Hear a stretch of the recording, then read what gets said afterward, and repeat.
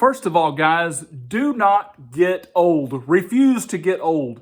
For 20 plus years, roughly 25 years, I have been able to see life crystal clear. And what I mean by that is I got a pair of glasses when I was 22 and I began to see life like a little tiny kid again. Everything was crystal clear because contacts are amazing. They're just pretty effortless. You pop them in and you go and you're able to see.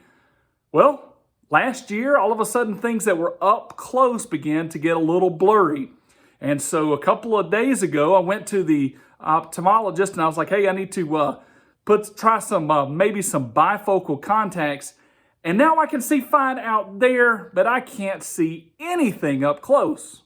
Well, what this means is I don't have my notes posted. And so what the topic I want to review for you, I can't even read it.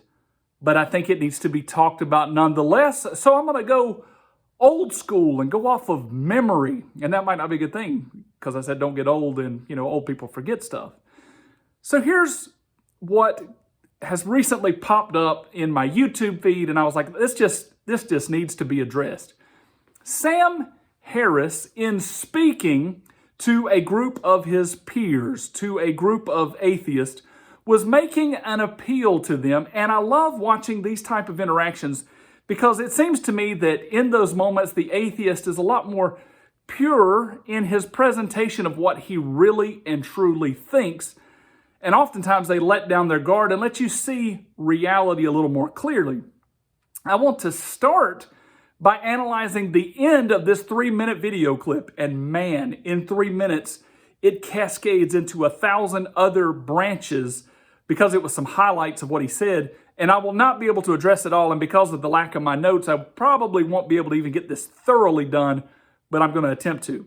I want to start with the end of the video, though, because he said, there are some that will bite the bullet and go ahead and accept that there are problems with reason, and that some will say that the Enlightenment is a failed project or a failed attempt. Now, just starting there is a problem with reason, and there is a problem with the Enlightenment, and there is a problem with mankind's knowledge and wisdom to the uttermost.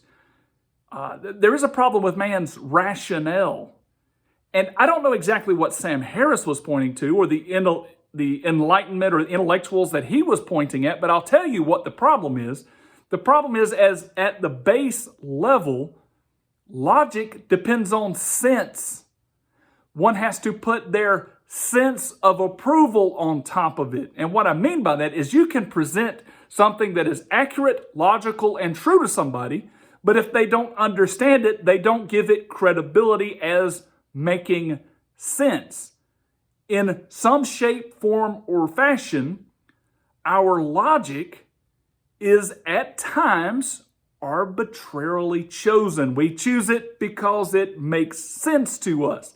It feels right. We should do this because it seems to line up with the interior of me, not just because it's logic for its own merit. So at the end of the day, to prove logic by logic on top of logic alone, it is a failed attempt. Thank God we have the truth, the revealed truth.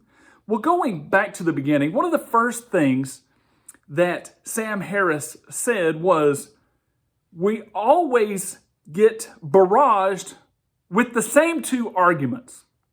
And these are arguments that the Christian community thinks are knockdown arguments. Now, him even relaying it in Christian terms, saying they are knockdown arguments, probably means they have a bit of power to them. And I'm going to say, in fact, they do, because one of the things that he proposes is we want to change, or he was proposing that they change their name from atheist to something else to get away from these knockdown arguments. And I believe probably in his mind, to a degree, he feels like he has dealt with the knockdown arguments, and maybe he thinks Richard Dawkins has dealt with the knockdown arguments, and maybe he thinks Christopher Hitchens has dealt with the knockdown arguments. But what does the rest of the world think? What do the rest of the intellectuals think? Do they think that these knockdown arguments have been fully refuted? If so, why do they continue to bring them up? Why would they continue to bring these arguments to the table? And the two arguments are, number one, you cannot prove that God does not exist. Number two, that this universe around us is so well crafted and so well created that surely an intelligence designed it. Those are the knockdown arguments he's talking about. And he said they pop up again and again and again. And in fact, he said they're pretty convincing. He says they even convince liberals and moderates and the occasional atheist. Now, I can kind of see from a strategic sense why you would want to stay away from these knockdown arguments if it's convincing, in his words, the liberals and the moderates and the occasional atheist. And I actually wonder, and that's a beautiful phrasing, Sam. That is great phrasing to say the occasional atheist. Like, occasionally there is an atheist that will fall prey to this type of logic. But I wonder if he was revealing more something about himself, kind of like a Freudian slip kind of thing. When he said the occasional atheist, I wonder if in reverse he meant like, maybe my atheism is occasionally controverted when I ponder these things. And that is telltale and revealing because in another set of videos that I watched with the four horsemen sitting in a round table event, Richard Dawkins mentioned in that video that one of the most powerful arguments of Christianity that gave him pause was intelligent design, or not so much intelligence design, but the balance and the created order of the universe, in it being so ordered that, it really stops to make you think about what's going on. And so I can see how an atheist might feel under pressure to let's kind of avoid these arguments and let's change our name. He actually mentioned this. Let's change our name. Let's change what we identify with as to something else, like maybe rationalist. Of course, that's not going to work because of what he already said, but he didn't offer a new terminology, but he said, let's change our name. And that, I guess, to some degree has to be to avoid this pressure, like this problematic pressure from these arguments that are convincing some atheists to not be atheist any longer.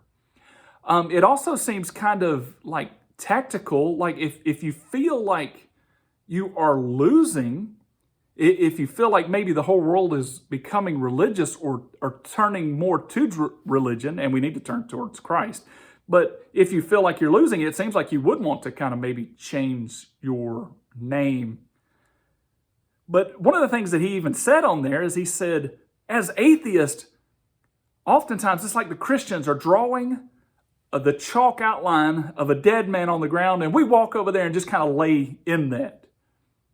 It's almost like he was saying, many atheists just kind of give up the argument when it comes to these two knockdown things.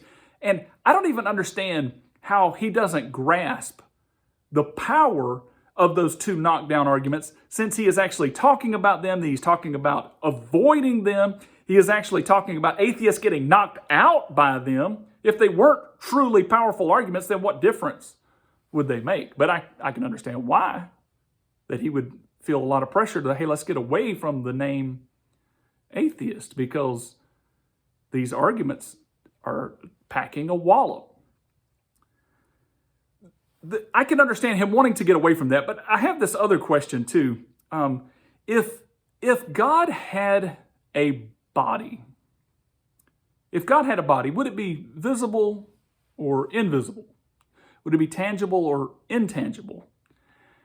And if it was tangible, could he not, since he's God, couldn't he hide from us? Like, I see people hide all the time. People go off grid.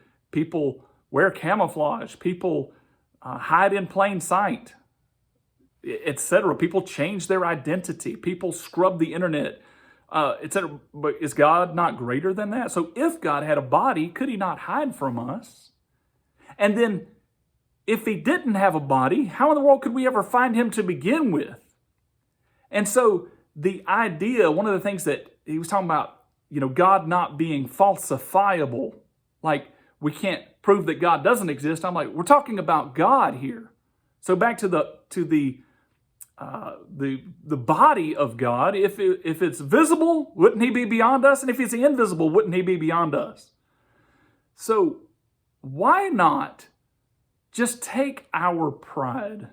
And dear atheist, I ask you to take your pride and set it aside, and take your intellect and your rationale and just bow before a being that is greater than you are, that is always going to be far superior, and who is going to understand actually the dynamics that hold logic together and make it even sensible. Why not just bow to the Lord and Savior so that he can take and shape our hearts the way it needs to be shaped, so that he can restore us to the beauty he had planned for us in the beginning. You see, I don't think Christians are running from their name. I actually think they are running to the name who saved them.